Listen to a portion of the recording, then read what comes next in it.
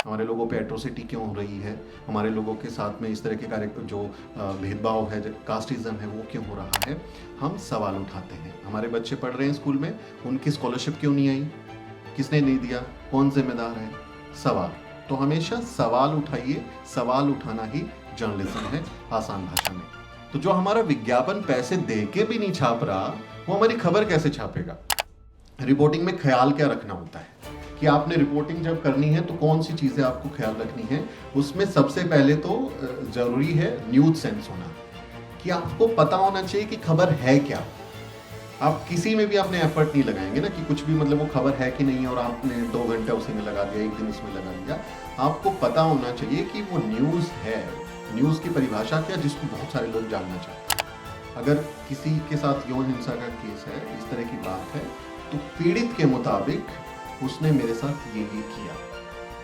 You will coat, आप अपने मन से नहीं कहानी बनाते हैं, इलीगल कुछ भाषा का इस्तेमाल नहीं करेंगे, फंस जाएंगे। अगर केस हुआ और हमको बचाने वाला कोई होता नहीं, तो हमेशा एट्रीब्यूट कीजिए। आरोपी की बात कर रही है तो आरोपी को हवाला दीजिए।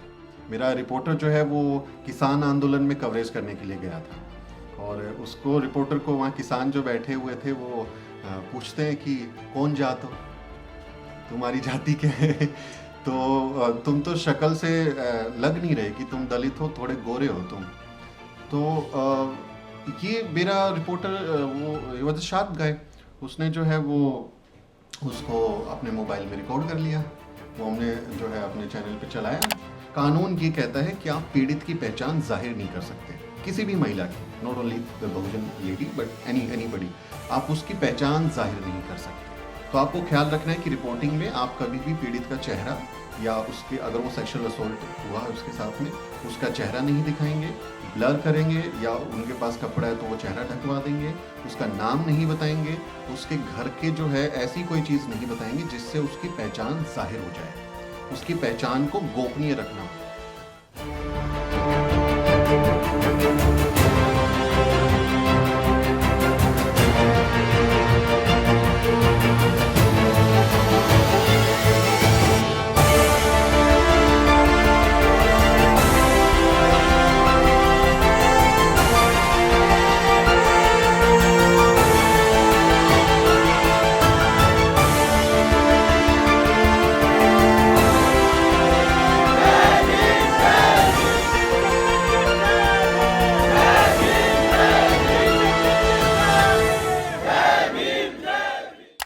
तो मेरी जो क्लास का टॉपिक है वो है न्यूज़ रिपोर्टिंग। पिछली बार जो साथी आए होंगे उनको याद होगा कि मैंने पिछली बार फंडामेंटल्स ऑफ जर्नलिज्म पढ़ाया था, कि जो जर्नलिज्म है उसके बेसिक्स क्या होते हैं, उसकी बुनियादी चीज़ें क्या होती हैं, वो हमने सिखाया था।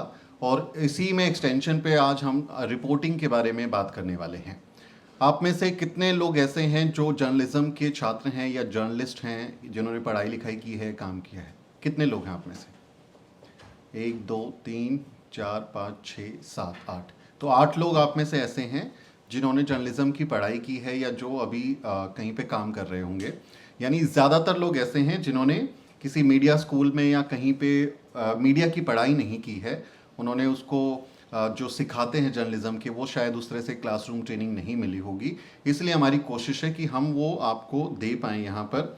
तो मैं आपका शुरू करता हूँ। मेरा नाम सुमित चौहान है, आप सब जानते हैं। जो नहीं जानते उनको मैं बता दूं कि मेरा नाम सुमित चौहान है और द न्यूज़ वीक नाम से हमारा कम्युनिटी मीडिया ऑर्गेनाइजेशन है, और हम अपने कम्युनिटी के लिए कम्युनिटी जर्नलिज्म करते हैं।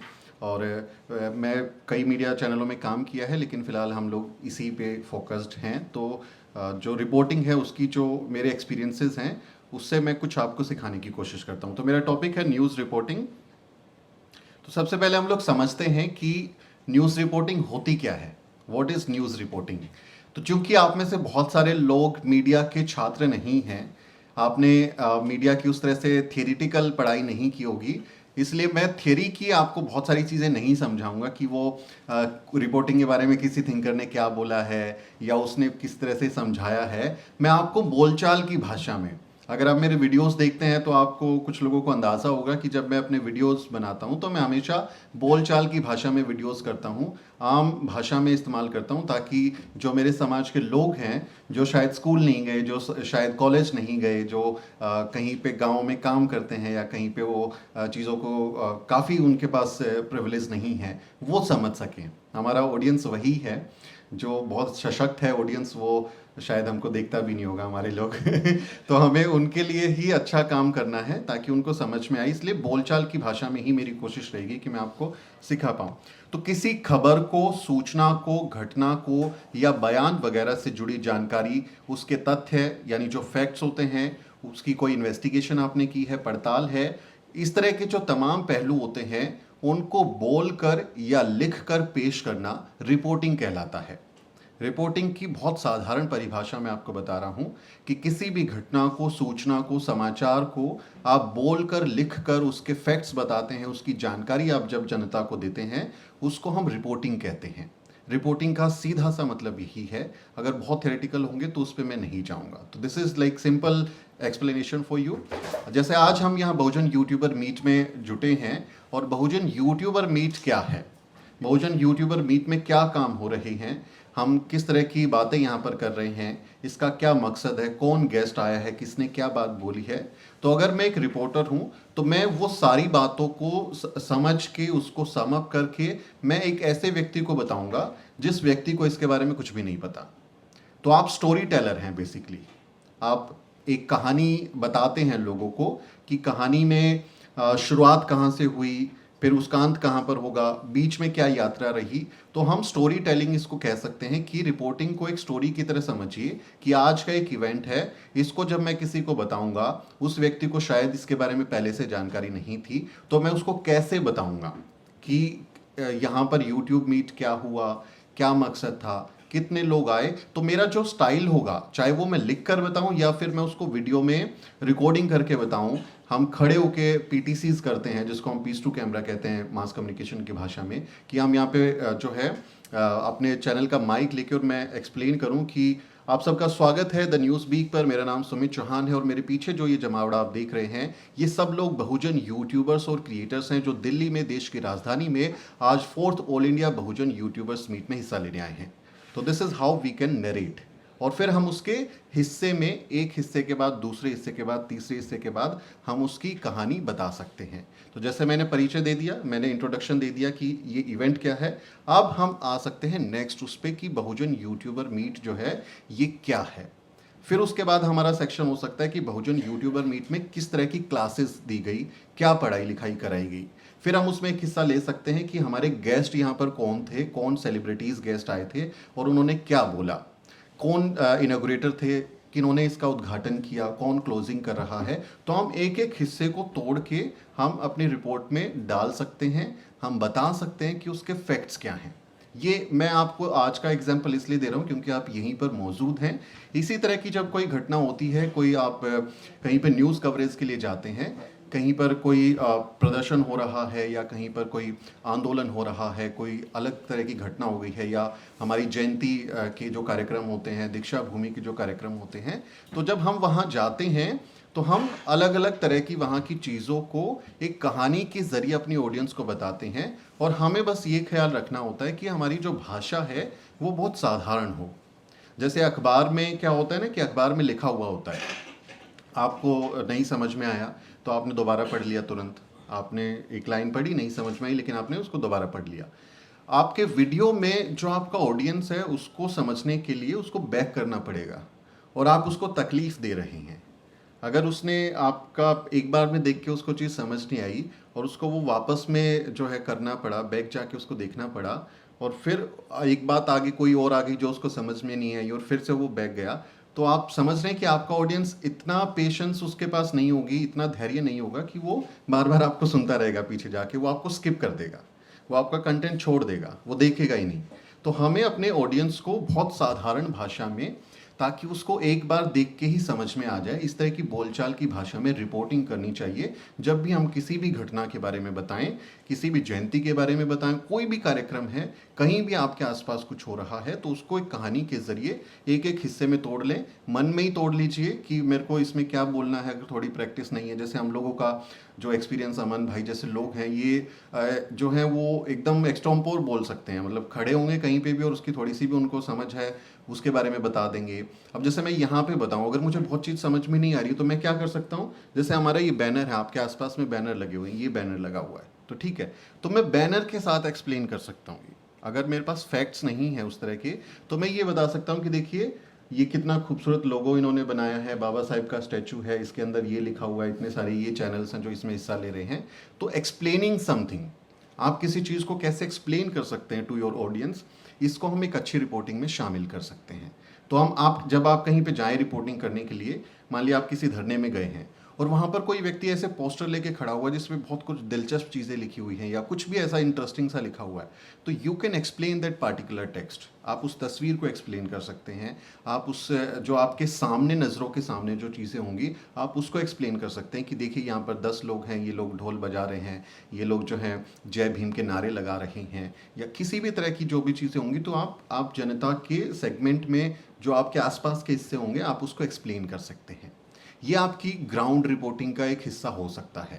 जब आप किसी तरह की इन्वेस्टिगेशन चीज़ों पे जाते हैं, मान लिया कोई कास्ट एट्रोसिटी का मसला है, तो आप वहाँ पर फैक्ट्स की पड़ताल करते हैं कि सबसे पहले कि व्यक्ति का नाम क्या था, उसकी जाति क्या थी, क्योंकि हम कम्युनिटी जर्नलिज्म में हैं और जाति इस देश की हकीकत है। तो आरोपी की जाति क्या है और पीड़ित की जाति क्या है। हम लोगों ने जाति बनाई नहीं, आपको तकलीफ है तो ख़त्म कर दो जाति को, जो सच है हम उसके बारे में जिक्र कर रहे हैं।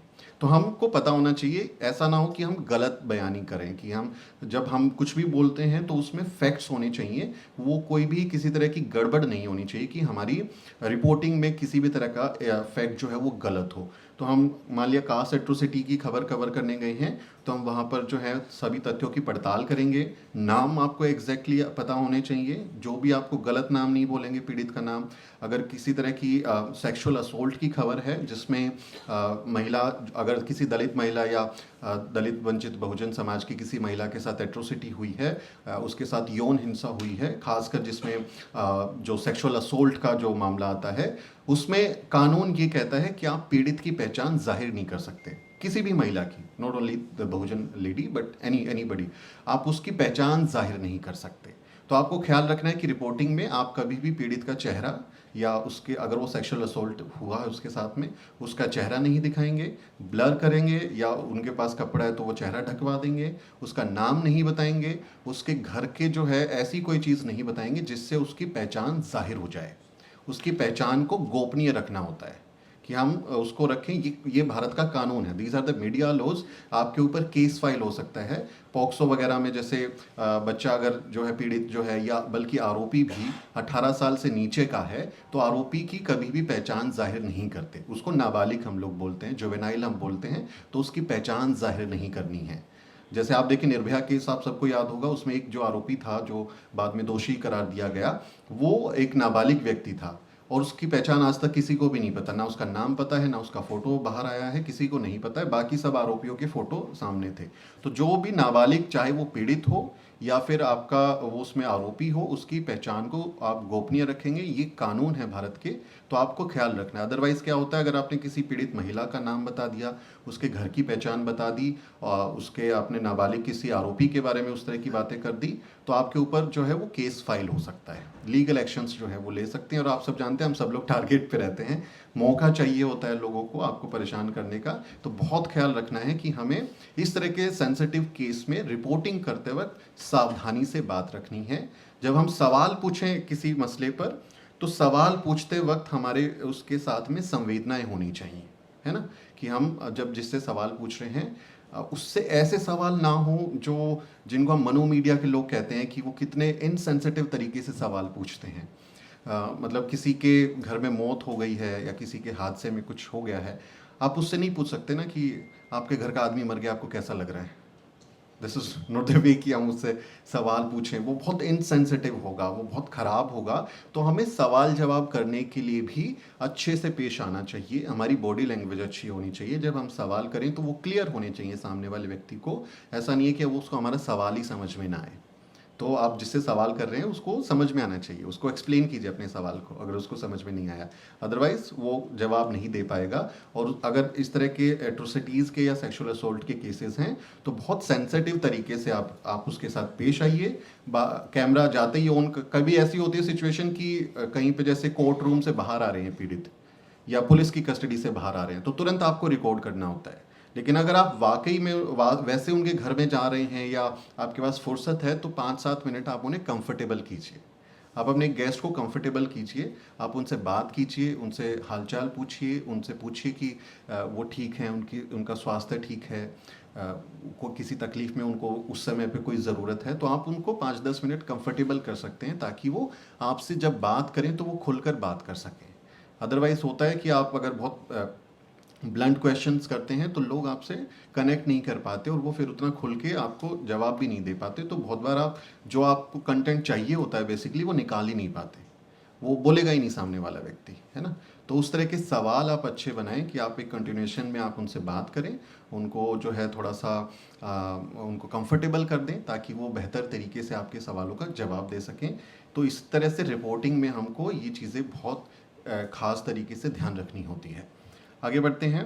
अब रिपोर्टिंग आप समझ चुके हैं कि रिपोर्टिंग क्या होता है। अब मैं आपको समझाता हूँ कि व्हाट इज़ न्यूज़, खबर क्या होती है। मैंने बताया कि रिपोर्टिंग का मतलब है किसी भी आसपास की घटनाओं का, सूचनाओं के पड़ताल का, तथ्यों का ब्यौरा देना, लिखकर बोलकर रिपोर्टिंग कहलाता है। तो न्यूज़ क्या होती है, क्योंकि आप लोग जर्नलिज्म के स्टूडेंट नहीं हैं तो मैं बहुत भारी भरकम न्यूज़ की थ्योरी या परिभाषाएं नहीं बता सकता। मैं इसको साधारण भाषा में ये बताता हूँ कि हाल की घटनाओं से जुड़ी ऐसी बातें जिन्हें लोग जानना चाहते हैं, ऐसे मसले, घटनाएं, व्यक्ति या सूचनाएं वगैरह जिनके बारे में लोगों की दिलचस्पी होती है, उसे हम खबर कहते हैं। खबर क्या है कि कुछ ऐसी चीज़ हुई है जिसके बारे में बहुत सारे लोग जानना चाहें, आपकी ऑडियंस जो है ज़्यादा लोगों की उसमें रुचि है, वो खबर हम लोग कह सकते हैं उस चीज़ को। जैसे दिल्ली में आप जानते हैं कि इस समय वर्ल्ड कप चल रहा है तो मैचेस हो रहे हैं, तो जो मैच है उसमें कौन विजेता होगा, कौन विजेता है, ये अपने आप में एक खबर है। आप बताएंगे क्योंकि लोग जानना चाहेंगे कि आज जो है दक्षिण अफ्रीका और भारत के बीच का मैच था तो उसमें कौन विजयी हुआ, लोग उसको जानना चाहते हैं और बहुत बड़ी संख्या में लोग जानना चाहते हैं। मतलब मैं पिछली क्लास में भी मैंने बताया था कि ऐसा नहीं है कि आप या आपकी गर्लफ्रेंड या आपके पार्टनर जो है, आपके घर परिवार के लोग किसी बात को जानना चाहें, वो खबर नहीं है, वो आपका पर्सनल अफेयर है, वो आपकी व्यक्तिगत चीज़ें हैं। बट उस बात को आपका मोहल्ला जानना चाहे, उस बात को आपका गांव, आपका शहर, आपका देश, बड़ी संख्या में लोग जानना चाहें तो उसको हम खबर कहते हैं। तो हमें खबर में ये ध्यान रखना चाहिए जब हम उस पर सेलेक्शंस करते हैं खबरों का, कि जो मैं बात बता रहा हूँ, अब मैं ये बताऊँ कि आज मेरा जन्मदिन है ना, मैं अगर बताऊँ कि आज मेरा जन्मदिन है तो ये मेरे लिए खबर है, बट ये आपके लिए क्यों खबर होगी। मैं तो कोई मतलब बड़ी सेलिब्रिटी या उस तरह से कुछ हूँ नहीं, तो आपके लिए क्यों खबर होगी। लेकिन बहन जी का जन्मदिन है या बाबा साहेब डॉक्टर अंबेडकर का जन्मदिन है, इस तरह की जब बड़े व्यक्तित्व के जन्मदिन आती हैं, उनकी जयंती आती हैं या उनके परिनिर्वाण दिवस आते हैं, उसको भी हम खबर की तरह से देख सकते हैं। वो हमारे स्टोरी का आइडिया हो सकता है कि हाँ, हम उसको बताना चाहते हैं।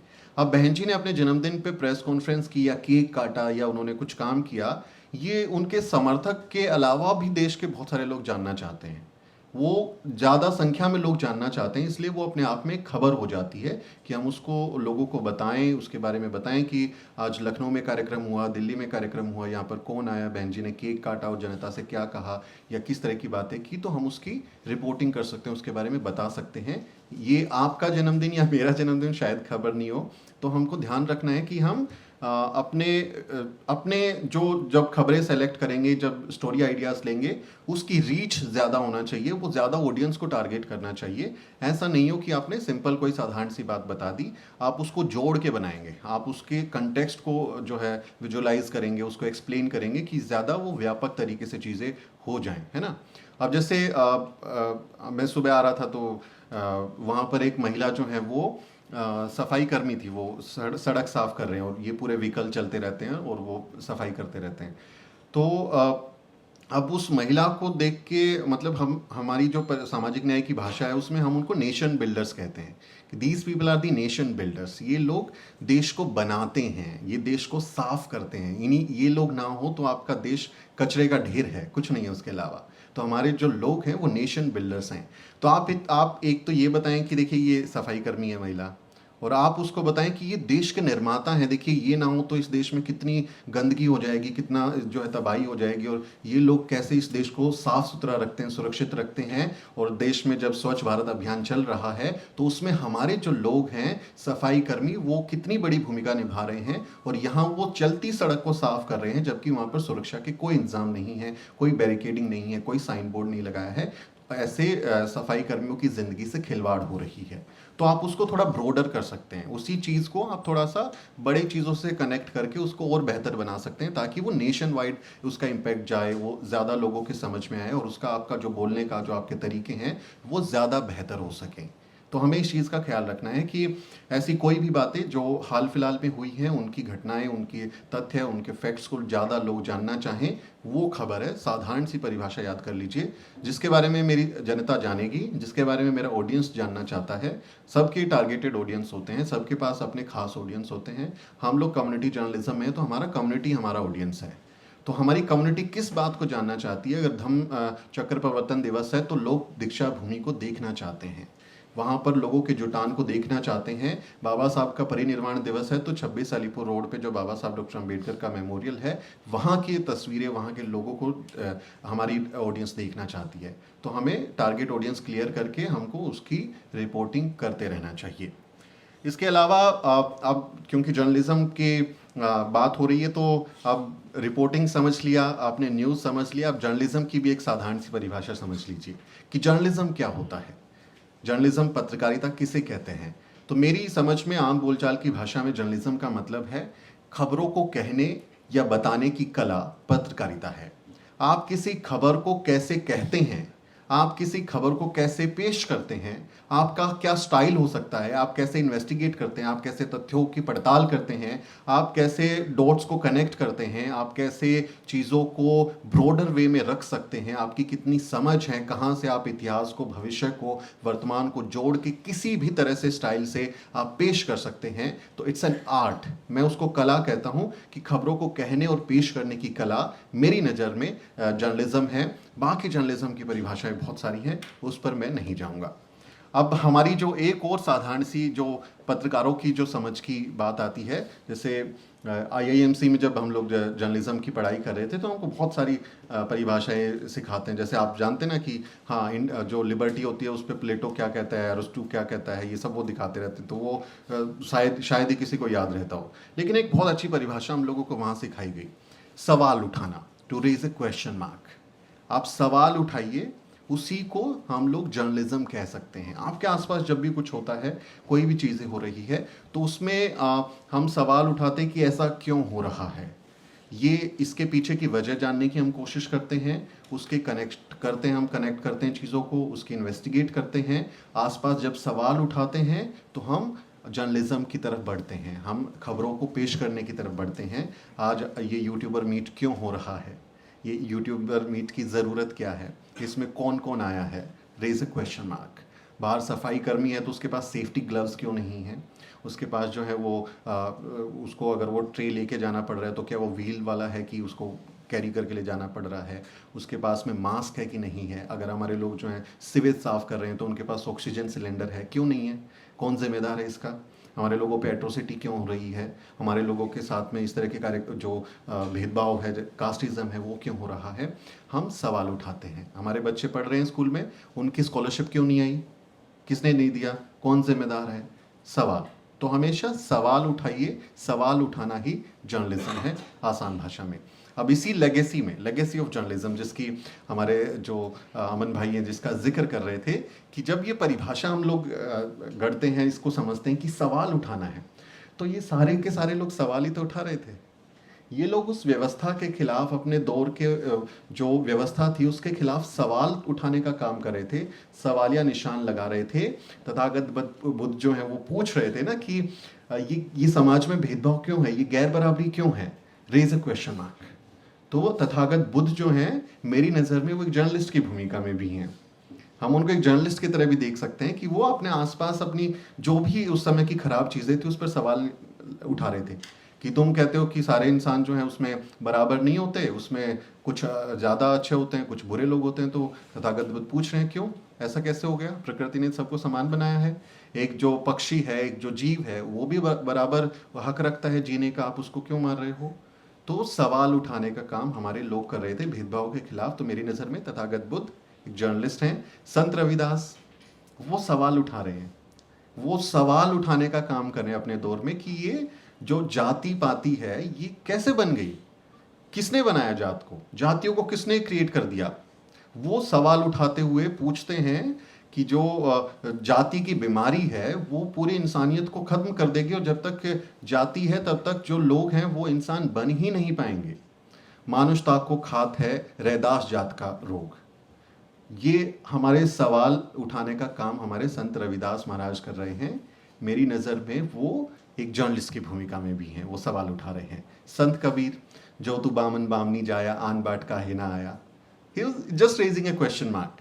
अगर तुम ब्राह्मण हो और मैं जो है कथित तौर पे जो जिसको तुम शूद्र या अति शूद्र दलित कहते हो, अगर मैं वो हूं तो तुम उसी रास्ते से कैसे पैदा हो गए जिस रास्ते से मैं पैदा हुआ। रेजिंग ए क्वेश्चन मार्क, सिर्फ सवाल उठा रहे हैं। मेरी नज़र में संत कबीर भी एक जो है पत्रकार की भूमिका में है।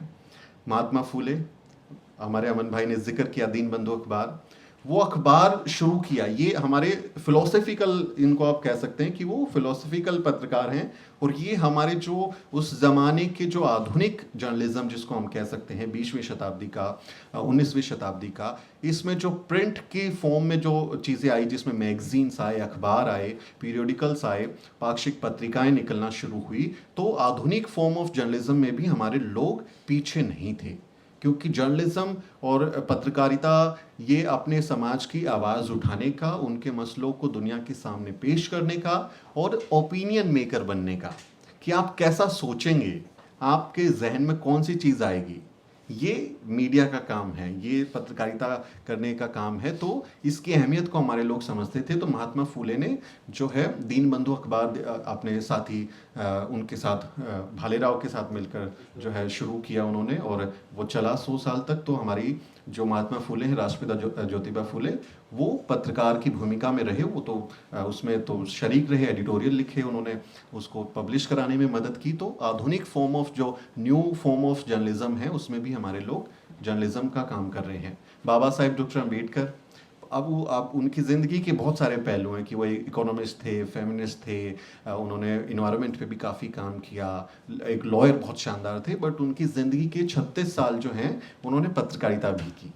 31 जनवरी 1920 को मूक नायक किया, फिर जो है बहिष्कृत भारत, जनता, समता, और आखिरी साल में अपने 1956 में अपने परिनिर्वाण से कुछ महीने पहले ही जो है वो प्रबुद्ध भारत नाम से अपना अखबार शुरू करते हैं। तो बाबा साहेब ने अपने मीडिया का इस्तेमाल हमारे समाज की आवाज़ उठाने के लिए बहुत बेहतरी से किया। और वो हमेशा ये कहते थे कि चूंकि भारत का जो मीडिया है वो जातिवादी है और वो सिर्फ एक वर्ग की ही बात करता है, उन्हीं के हित साधने की बात करता है, और हमें अपने मीडिया की ज़रूरत है। जो बाल गंगाधर तिलक हैं उस समय वो केसरी नाम की एक पत्रिका चलाते थे, और बाबा साहेब डॉक्टर अम्बेडकर ने जब मूक नायक अखबार शुरू किया तो उनको उस पत्रिका में विज्ञापन छापने के लिए एक लेटर लिखा और उसके साथ पेमेंट भी दिया कि जो आपके पत्रिका में इसका विज्ञापन आएगा उसका कितना पैसा है वो भी हम दे रहे हैं, हमारा विज्ञापन छाप दीजिए कि मूक नायक शुरू हो रहा है। और केसरी ने जो बाल गंगाधर तिलक का पत्रिका थी उन्होंने बाबा साहेब का वो वापस लौटा दिया, वो नहीं छापा। तो जो हमारा विज्ञापन पैसे दे के भी नहीं छाप रहा वो हमारी खबर कैसे छापेगा, ये बाबा साहब समझ चुके थे। और इसलिए उन्होंने अपनी ज़िंदगी में मीडिया की बहुत अच्छे तरीके से जो है उसका इस्तेमाल किया और आंदोलन को उन्होंने मजबूत किया। एंटी कास्ट मूवमेंट में बहुत शानदार उनका जो है योगदान रहा है। इसके अलावा आप देखेंगे कि पेरियार साहब ने जो है अपनी ज़िंदगी में बहुत सारे अखबार, मतलब 1 डज़न के आसपास उनके अखबार हैं। खुद ही आरासू उन्होंने शुरू किया। वो कभी जेल चले जाते थे एडिटोरियल लिखने की वजह से, जेल से छूट के आते थे, फिर लिख देते थे, फिर उनको अरेस्ट करने के लिए लोग आ जाते थे। उनके बल्कि संपत्तियां भी उनकी बिक गई हैं। कई बार उनको अपनी प्रॉपर्टी सेल करनी पड़ी अपने अखबार को बचाने के लिए, मैगजीन को बचाने के लिए। तो बहुत शानदार उनका काम जो जर्नलिज्म के क्षेत्र में वो है। तो हमें अपनी लेगेसी ऑफ जर्नलिज्म को भी याद करना चाहिए। मान्यवर कांशीराम साहिब, हमारे अमन भाई जो है वैसे मेरा सारा कंटेंट बता चुके हैं बट मान्यवर कांशीराम साहिब, उन्होंने नोएडा में ज़मीन खरीदी कि हम अपना टीवी चैनल खोलेंगे, अपने अखबार खोलेंगे। कितना शानदार उनका विजन रहा। और वो नहीं शुरू हुआ, लेकिन उन्होंने बहुजन संगठक ऑब्रेस्ट इंडियन नाम से अपनी पत्रिकाएं निकाली और उनकी जो कलेक्शन है उसमें आप देखेंगे उनके एडिटोरियल छपे हुए हैं सारे के सारे। तो बहुत शानदार जर्नलिज्म उन्होंने अपने टाइम पे किया है। तो जब हम जर्नलिज्म की बात करेंगे तो हमसे कोई पूछे कि पत्रकारिता में आपकी प्रेरणा कौन है, तो मैं दीपक चौरसिया का नाम थोड़ा ही लूँगा, मैं रूबिका लियाकत का नाम थोड़ा ही लूँगा, या मैं अमन चोपड़ा का, सुधीर चौधरी का, इनका नाम थोड़ा ही लूँगा। सब लोग मेरे बॉस रहे हैं, सबके साथ मैंने काम किया है। लेकिन मेरी लेगेसी ऑफ जर्नलिज्म ये मेरे महापुरुषों के, महामहिलाओं से जाके जुड़ती है। तो मेरे लिए हमारे जो लोग हैं, माता सावित्री बाई फुले हैं, हमारे जो लोग हैं वो सवाल उठा रहे थे व्यवस्था के खिलाफ। सावित्री माई क्या बोल रही हैं? लड़कियां क्यों नहीं पढ़ सकती? लड़कियां क्यों नहीं पढ़ सकती? सवाल उठा रही हैं। तो मेरी नज़र में वो जर्नलिज्म कर रही हैं। मेरी नज़र में शानदार पत्रकारिता उन्होंने अपने ज़माने की है और हम उनके शुक्रगुजार हैं कि आज उनकी लेगेसी में हम सब, आपके जैसे तमाम जो लोग हैं, वो छोटे छोटे कण हैं, छोटे छोटे बूंदे हैं उस महासागर की। और हमारी कोशिश है कि हम मिल के चलें और बहुत इस देश में तूफान लाएं जातिवाद के खिलाफ तो हमारी लेगेसी से आगे बढ़ते हैं। मैं आपको टाइप्स ऑफ रिपोर्टिंग बता देता हूं कि रिपोर्टिंग किस तरह की होती है, कितनी रिपोर्टिंग होती है। रिपोर्टिंग के कई प्रकार होते हैं, इसलिए मैंने सिर्फ चुनिंदा रिपोर्टिंग के टाइप्स में लिखे हैं। जैसे एक होती है जनरल रिपोर्टिंग, कि आप कोई सामान्य घटना है, टमाटर का रेट बढ़ गया है, प्याज का रेट बढ़ गया है, कुछ इस तरह की सामान्य सी कोई घटना है, उसकी आप रिपोर्टिंग करते हैं, उसको हम जनरल रिपोर्टिंग कहते हैं। इसके अलावा होती है पॉलिटिकल रिपोर्टिंग। जो न्यूज़ चैनल्स होते हैं, अखबार होते हैं, उनमें जो है बीट होती है। बीट का मतलब है कि आप किस तरह की खबरें कवर करते हैं।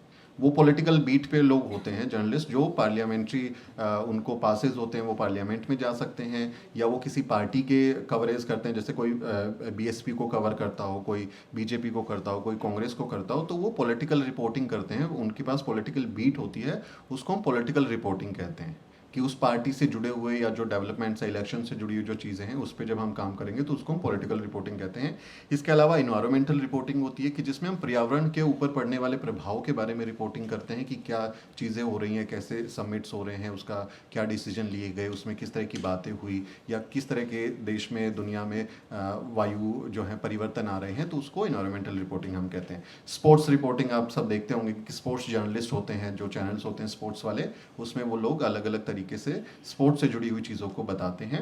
We call it sports reporting. इसके अलावा पार्लियामेंट रिपोर्टिंग होती है, जिसमें स्पेशली पार्लियामेंट की जो प्रोसीडिंग होती है उसके अंदर जो चीज़ें होती हैं उस पर भी रिपोर्टर्स, वहाँ पे पार्लियामेंट में रिपोर्टर्स गैलरी होती है, जर्नलिस्ट की गैलरी होती है बैठने के लिए। तो वहाँ जिनके पास वो पासेस होते हैं पीआईबी वगैरह के, वो लोग जाते हैं और वहाँ की पॉलिटिकल जो भी डेवलपमेंट्स होते हैं उस पर पार्लियामेंट रिपोर्टिंग भी होती है।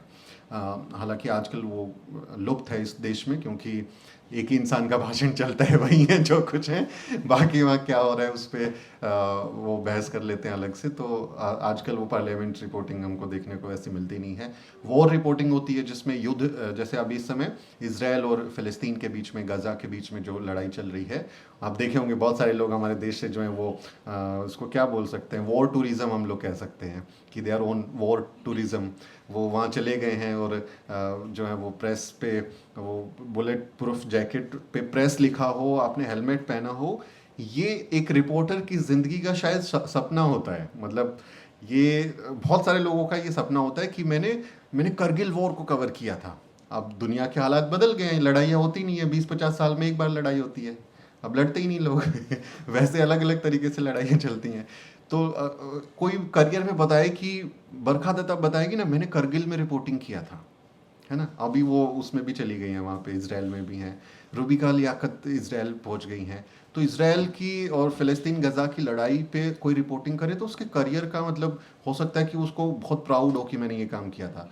मतलब हज़ारों लोग मर जाएं उस पर रिपोर्टिंग करने को वो लोग बहुत उसको प्राउडली बताते हैं कि हम वॉर रिपोर्टिंग हमने की है। तो ये उस तरह के दौरान की जो घटनाएं होती हैं कि वॉर हो रहा है तो वहाँ पर क्या सिचुएशंस हैं, उसके अलग अलग तरीके होते हैं और उसमें बहुत सारी चीज़ों का ख्याल भी रखना होता है। तो क्योंकि आप में से और हम में से कोई वॉर रिपोर्टिंग नहीं कर रहा, हमारे लिए वॉर रिपोर्टिंग जाति के खिलाफ है। हम लोग जाति के खिलाफ युद्ध छेड़े हुए हैं, तो वॉर अगेंस्ट कास्ट की हम लोग रिपोर्टिंग करते हैं। तो मैं वॉर रिपोर्टिंग की बारीकी आपको नहीं पढ़ाऊंगा, हम अपनी वाली रिपोर्टिंग की बात करेंगे। आप सब जो हैं कास्ट के खिलाफ में युद्ध लड़ रहे हैं। इसके अलावा इन्वेस्टिगेटिव रिपोर्टिंग हमारी होती है कि कोई कोई स्कैम हो गया है, किसी तरह की कोई योजना थी, उसका जो है लाभ नहीं पहुंचा सही तरह से और उसमें घोटाला हो गया है, उसको पेमेंट सही से रिलीज़ नहीं किया गया या कम किया, ज़्यादा निकाल लिया, ज़्यादा किया, कम निकाल लिया, बहुत सारे अलग अलग तरह के इस तरह के मसले होते हैं। उसमें हम जो है इन्वेस्टिगेट करते हैं। अब जैसे कोई आप जानते हैं कि SC ST स्टूडेंट्स के लिए पोस्ट मैट्रिक स्कॉलरशिप्स होते हैं और पोस्ट मैट्रिक स्कॉलरशिप्स में अक्सर ये होता है कि जो DW ऑफिसर होता है, डिस्ट्रिक्ट वेलफेयर ऑफिसर जो होता है, उसके स्टाफ के लोग ज़्यादातर समय आपको वो या तो फॉर्म अवेलेबल नहीं कराएंगे और या कराएंगे तो आपसे वो घूस मांग सकते हैं, आपका पेमेंट रिलीज़ नहीं करेंगे या उसको होल्ड पे कर देंगे। या उसमें स्कैम भी बहुत बार होते हैं कि फ़र्ज़ी आपने साइन दिखा दिए, फ़र्ज़ी आपने कैंडिडेट दिखा दिए और वो पैसा आपने डाइवर्ट कर लिया। तो उसमें हमारे पास तरीके होते हैं कि हम इन्वेस्टिगेटिव रिपोर्टिंग करें। जैसे हम उसमें जैसे सरकारी विभाग हैं तो हम वहाँ पर राइट टू इन्फॉर्मेशन के तहत जो है वो मांग सकते हैं जानकारी कि ये पैसा कहाँ खर्च हुआ, कितना आया, इसका मुझे ब्यौरा दो। तो हम RTI के ज़रिए फैक्ट्स जुटा सकते हैं। हम किसी के बयान का अगर हमको फैक्ट चेक करना हो तो अगर किसी व्यक्ति ने कोई बयान पुराने समय में दिया हुआ है और अभी वो उसके खिलाफ जाके बोल रहा है तो हम उसको कनेक्ट कर सकते हैं कि देखिए इसका पुराना बयान तो ये था, इसके तो तथ्य ये थे, तो हम उसकी पड़ताल कर सकते हैं जब हम उस तरह से चीज़ें करेंगे। किसी भी पार्टिकुलर एक मसले को इन्वेस्टिगेट करना और अच्छे से अपने रिपोर्ट में उसको शामिल करना इन्वेस्टिगेटिव रिपोर्टिंग कहलाती है, जिसमें स्टिंग ऑपरेशन भी एक हिस्सा होता है। आप जानते हैं बहुत सारे लोग स्टिंग ऑपरेशन करते हैं। हम स्कैम की ना भी करें लेकिन हम जातिवाद की स्टिंग ऑपरेशन तो करते ही हैं। मेरा रिपोर्टर जो है वो किसान आंदोलन में कवरेज करने के लिए गया था और उसको रिपोर्टर को वहाँ किसान जो बैठे हुए थे वो पूछते हैं कि कौन जात हो, तुम्हारी जाति क्या है। तो तुम तो शक्ल से लग नहीं रहे कि तुम दलित हो, थोड़े गोरे हो तुम। तो ये मेरा रिपोर्टर वो ही वॉज अ शार्प गाय, उसने जो है वो उसको अपने मोबाइल में रिकॉर्ड कर लिया, वो हमने जो है अपने चैनल पे चलाया। तो ये भी एक इन्वेस्टिगेटिव जर्नलिज्म का तरीका होता है कि आप अपने ऑडियो वीडियो को कैसे ऑन करके रिकॉर्ड करें। आप स्टोरी से जुड़ी ही करें, मतलब ऐसे ही ना करें किसी की। तो स्टोरी से जुड़ा हुआ जो कंटेंट है वो आप रिकॉर्ड कर सकते हैं उसको। हालांकि वो लीगल डिस्प्यूट में जाए तो वो चैलेंज भी हो जाता है, लेकिन हम इस तरह की चीज़ें कर सकते हैं। अगर किसी के साथ मारपीट हो रही है तो हमने उसका वीडियो कर लिया। एट्रोसिटीज़ के जैसे आप देखें सोशल मीडिया पे बहुत सारे वीडियोज़ आ जाते हैं लोगों के पास। अब एक टूल है, मोबाइल से रिकॉर्ड करते हैं और वो सोशल मीडिया पे डाल देते हैं। तो उसको हम इन्वेस्टिगेटिव तरीके से जाएं, उसकी पड़ताल करें, चीज़ों को लेके आएँ, अपनी रिपोर्ट में शामिल करें, तो we call it investigative reporting. इसके अलावा कम्युनिटी रिपोर्टिंग होती है। जैसे हम जो लोग हैं हम अपने आप को कम्युनिटी जर्नलिस्ट कहते हैं कि there are different forms of journalism. उसमें कम्युनिटी जर्नलिज्म भी एक तरीका होता है जिसमें आप उस कम्युनिटी की बात करते हैं जिसको जो अंडर प्रिविलेज है, जिसके पास में तमाम तरीके की सुविधाएं नहीं हैं, जिसकी हकमारी हुई है, सोशल जस्टिस की भाषा में कहें तो उनको आपने मुख्य धारा से बाहर कर दिया है। हाशिए का समाज जिसको हम कहते हैं, मार्जिनलाइज सेक्शंस, हम उसकी जब रिपोर्टिंग करें, उससे जुड़े हुए चीज़ों को सामने लेके आएँ तो हम उसको आगे बढ़ा सकते हैं। उसको हम कम्युनिटी रिपोर्टिंग कहते हैं। तो आप में से जो भी हम लोग जो दलित बहुजन समाज पे जो काम करता है, हम अपने आप को कम्युनिटी मीडिया भी कह सकते हैं। वो लोग तो हमको दलित मीडिया ही कहते हैं ना। मतलब मेरे को कहीं बुलाते हैं तो बोलते हैं कि एज अ दलित जर्नलिस्ट, तो मैं बोलता हूँ तुमने बताया कि तुम बामन जर्नलिस्ट हो, तुम बनिया जर्नलिस्ट हो। You should tell your caste also. If you are telling my caste, you are telling my identity to the community, तो तुम कौन हो, मतलब तुम बताओ सबको। तो तुम सवर्ण बामन मीडिया, डेटा है ना, 90% डेटा है कि सब वही है, हमारे तो लोग ही नहीं है। मैं 4 जगह काम किया, कभी एक आदमी से अपने से नहीं मिला, तो हमारे तो लोग ही नहीं है। तो उन उनको भी हम लोगों को सवाल करना चाहिए कि आप अपनी भी जाति बताइए, है ना। जैसे काशीराम साहब कहते थे बामन बनिया मीडिया, ये उन्हीं का टर्म है वो उसका ऐसा ही बोलते थे। तो हम लोग कम्युनिटी जर्नलिस्ट के तौर पे अपने आप को पहचान करा सकते हैं कि हम क्या हैं। आपसे कोई पूछे तो आप बता सकते हैं कि मैं कम्युनिटी जर्नलिस्ट हूँ, मैं दलित बहुजन समाज के, SC ST समाज के, माइनॉरिटीज़ के मसलों पे काम करता हूँ, तो I am a community journalist. सिर्फ यूट्यूबर बोलना कभी कभी वो उनको कंफर्टेबल नहीं होता, हल्के में ले लेते हैं। कुछ लोग कहते हैं कि सीरियस नहीं लेते हम लोगों को। ठीक है, मत लेने दो, आपको काम करना है ना। सीरियसनेस आपके काम से आएगी। अगर आपका काम बेहतर है, आपने अच्छे रिपोर्ट्स किए हैं, आपने कुछ शानदार काम किया है, तो आपकी काम ही आपकी पहचान होगी और उससे फिर आपको लोग सीरियसली भी लेना शुरू कर देंगे।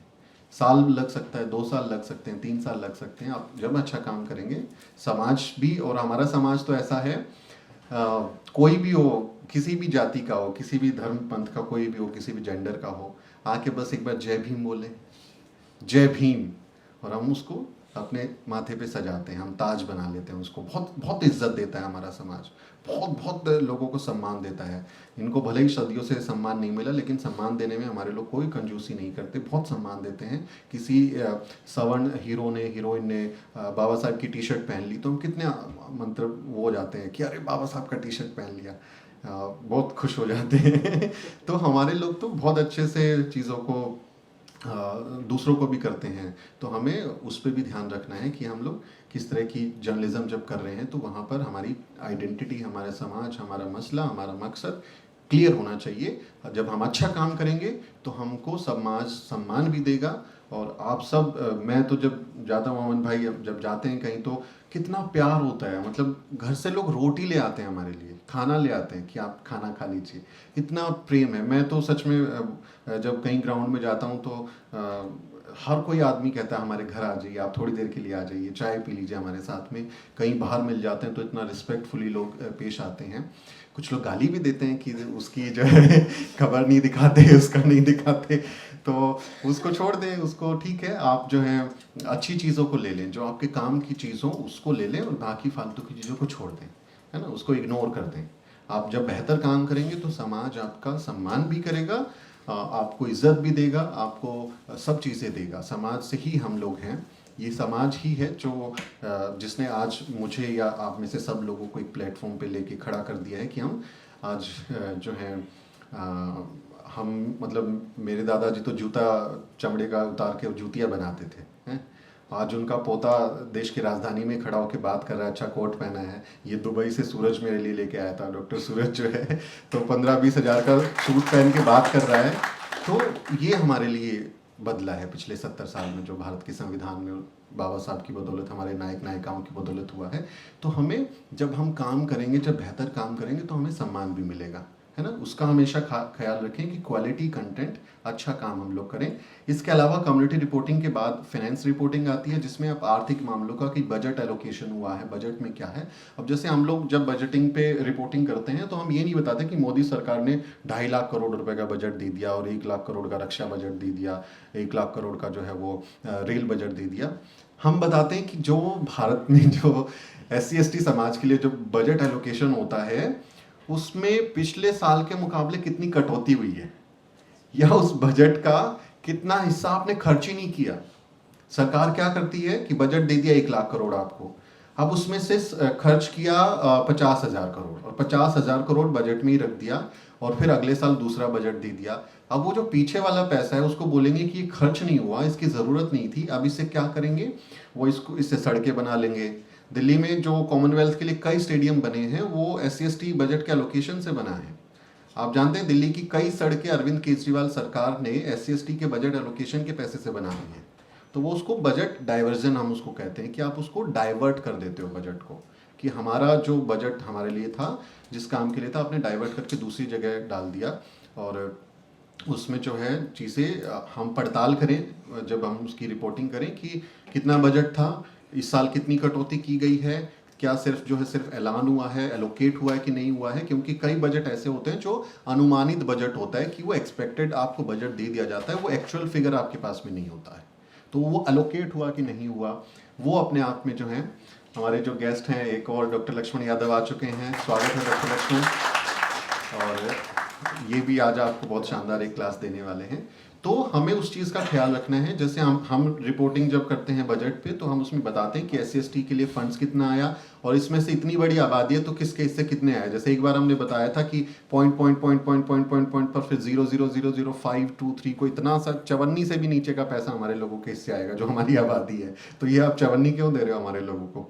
जब आप उसको जो है उसमें करेंगे पर कैपिटा उसको करेंगे तो क्या फ़ायदा उसका बजट का, आपने खर्च कितना किया। तो हम उस पर ख्याल रखें कि हम फिनेंस रिपोर्टिंग में अपने समाज से जुड़े हुए मसलों का रिपोर्टिंग कर सकें, अच्छे तरीके से उसको बता सकें, सिर्फ ऐलान नहीं हो, हम फैक्ट्स के साथ में इन्वेस्टिगेट करके उसको बता सकें।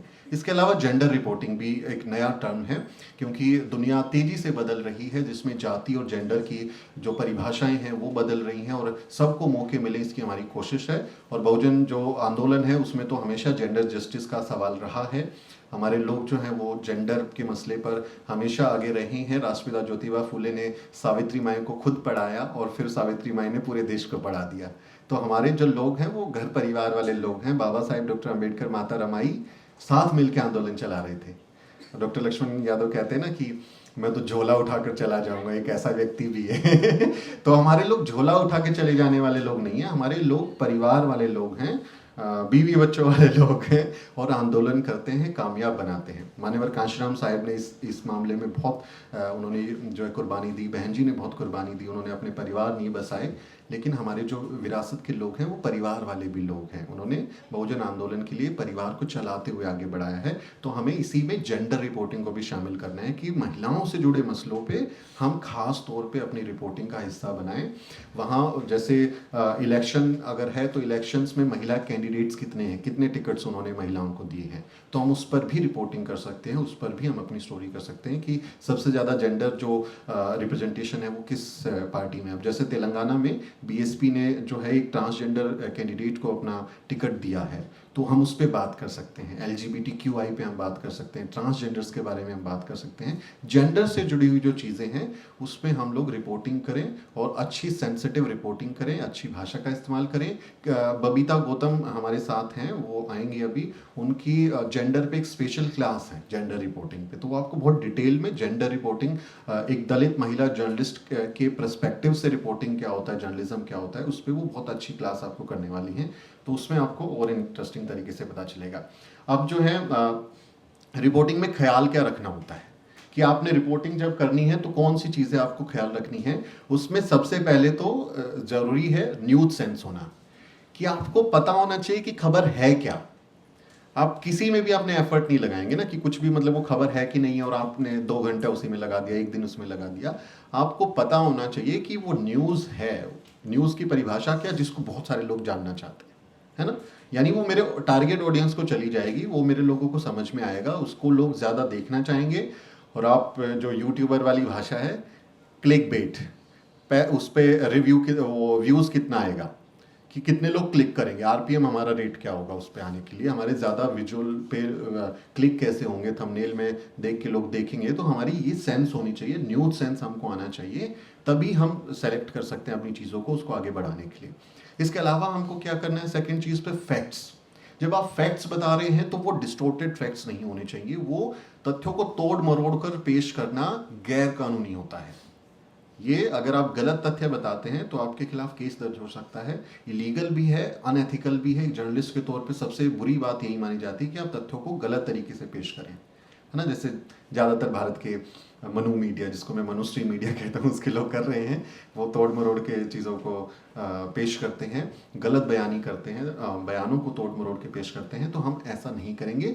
हम जब भी रिपोर्टिंग करेंगे, जब भी अपनी स्टोरी बनाएंगे, तो फैक्ट्स का हमेशा वेरीफाई करेंगे, क्रॉस चेक करेंगे, कितने % रिजर्वेशन है, कितने % रिजर्वेशन की जो सीटें थी वो भरी गई हैं, कितना नंबर उसका है। You should be always correct. अगर आप करेक्ट नहीं हैं, आपके पास डेटा करेक्शंस नहीं है, तो उसका इस्तेमाल मत कीजिए, उसको छोड़ दीजिए।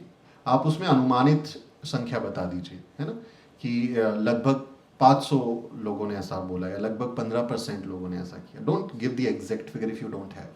आप उसमें थोड़ा सा ख्याल रखें कि डेटा वेरीफाई हो, किसी की बारे में जब आप बात कर रहे हैं तो वो इनकरेक्ट ना हो, बहुत समझ के साथ, अच्छी चीज़ के साथ आपको फैक्ट्स बताने हैं। तीसरी चीज इसमें यह है कि एट्रीब्यूशन। एट्रीब्यूशन को हिंदी में कहते हैं हवाला देना, किसी के हवाले से कोई बात बोलना। एक जर्नलिस्ट के लिए, जर्नलिस्ट को मैंने बताया ना क्या है, जर्नलिस्ट एक स्टोरी टेलर है, एक कहानीकार है, वो कहानी बता रहा है लोगों को। तो कहानी में जो दिख रहा है उसको कैसे बताएंगे, उसको हम कहते हैं रिपोर्टिंग। उस कहानी को हमने बता दिया, रिपोर्टिंग हो गई। जब रिपोर्टिंग आप करेंगे तो आप अपने मन से नहीं बोल देंगे कुछ भी, आप किसी के हवाले से बताएंगे। अगर आप किसी चीज का दावा कर रहे हैं तो आप एट्रीब्यूट करेंगे कि आकाश आनंद ने चंद्रशेखर आजाद के बारे में ये बात बोली, आप हवाला दोगे, आप अपने मन से नहीं बोल दोगे कि उन्होंने ऐसा बोला। यू विल कोट इट कि भाई फला आदमी के हवाले से ये बात आई है। तो जब भी हम कोई दावा करते हैं अपनी रिपोर्टिंग में, जब भी हम कोई बात कहते हैं, तो हमेशा हमें किसी के मुंह से वो बात बुलवानी होती है, किसी और व्यक्ति के हवाले से। ध्यान रखें, हम अपने आप में कोई व्यक्ति नहीं, हम एक स्टोरी टेलर हैं बस। हम अपने तरफ से बहुत गलत बयानी नहीं कर सकते। हमें किसी के एट्रीब्यूट करके, अगर प्रधानमंत्री नरेंद्र मोदी जो है रैली में कहते हैं कि मैं दलित माँ का बेटा हूँ, मैं ओबीसी माँ का बेटा हूँ, तो आप नहीं बोल सकते कि नहीं वो कि मोदी जो है वो बोला कि वो ब्राह्मण का बेटा है। नहीं, उन्होंने बोला है वो ओबीसी माँ का बेटा हूँ, है कि नहीं है वो तो लक्ष्मण साहब बताएंगे। तो हम कोट करेंगे, है ना, हम उनके हवाले से बातें बोलेंगे। जब हम कहीं पे गए हैं तो पीड़ित व्यक्ति का ये कहना है, अगर किसी के साथ यौन हिंसा का केस है, इस तरह की बात है, तो पीड़ित के मुताबिक उसने मेरे साथ ये किया। यू विल कोट, आप अपने मन से नहीं कहानी बना देंगे, इलीगल कुछ भाषा का इस्तेमाल नहीं करेंगे, फंस जाएंगे। अगर केस हुआ और हमको बचाने वाला कोई होता नहीं, तो हमेशा एट्रीब्यूट कीजिए। आरोपी की बात कर रही है तो आरोपी को हवाला दीजिए।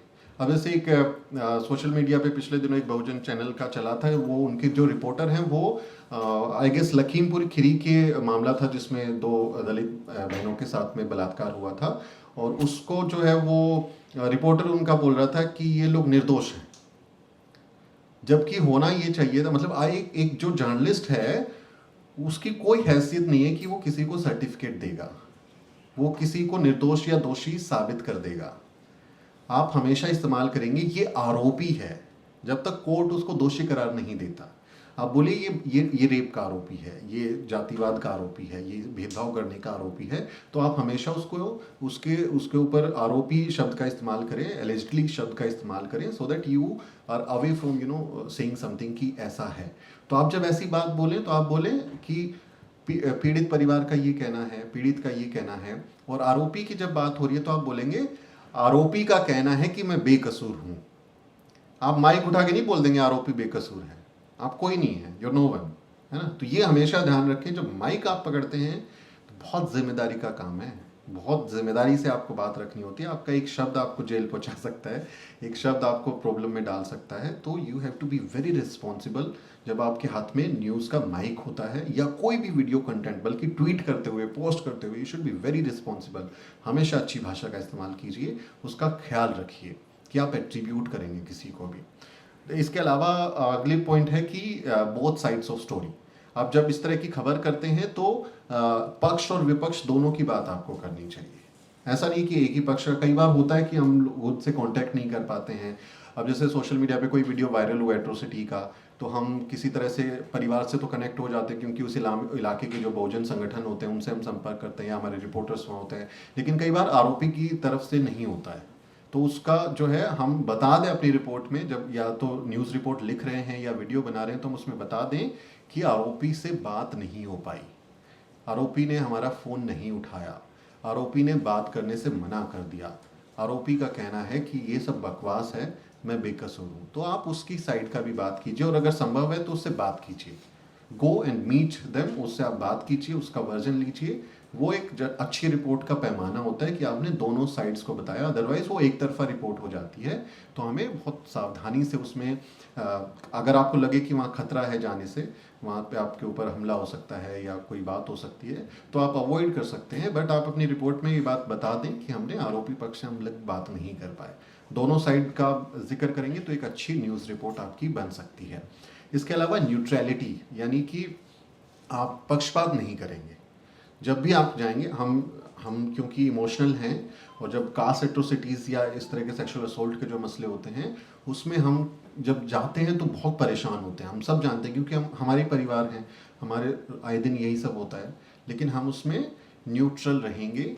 हम एक कहानीकार हैं और हम अपनी जनता को एक अच्छी कहानी बता रहे हैं जिसके पक्ष सभी हैं, जिसमें सभी तरह की बातें हैं। आप जजमेंट पास नहीं कर सकते, आप जज नहीं हैं, आप ये नहीं बोल सकते। आप रिपोर्टिंग करें अच्छे से, लेकिन जज मत बने, किसी को पक्ष का फेवर ना करें। आप निष्पक्ष रह के न्यूट्रल तरीके से अपनी रिपोर्ट बनाइए, क्योंकि एक जर्नलिस्ट का काम, उसकी जो पहचान है वो उसकी रिपोर्ट्स ही होती हैं। अगर मेरी पहचान है तो मेरी वीडियो रिपोर्ट्स ही मेरी पहचान है। अगर उस पर सवाल उठ गया तो मेरे करियर पे, मेरे अस्तित्व पे सवाल उठ जाता है कि ये क्या है। तो मेरे लिए तो ये बहुत एक इम्पोर्टेंट चीज़ है कि आप इस तरह से ख्याल रखें रिपोर्टिंग का।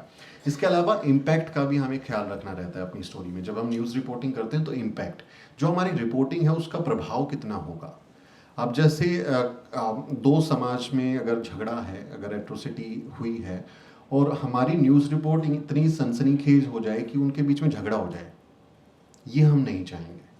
हमें बहुत सेंसिटिव तरीके से सोच समझ के रिपोर्टिंग करनी चाहिए, जिससे दो समाज में, जो समुदायों में तनाव ना भड़के।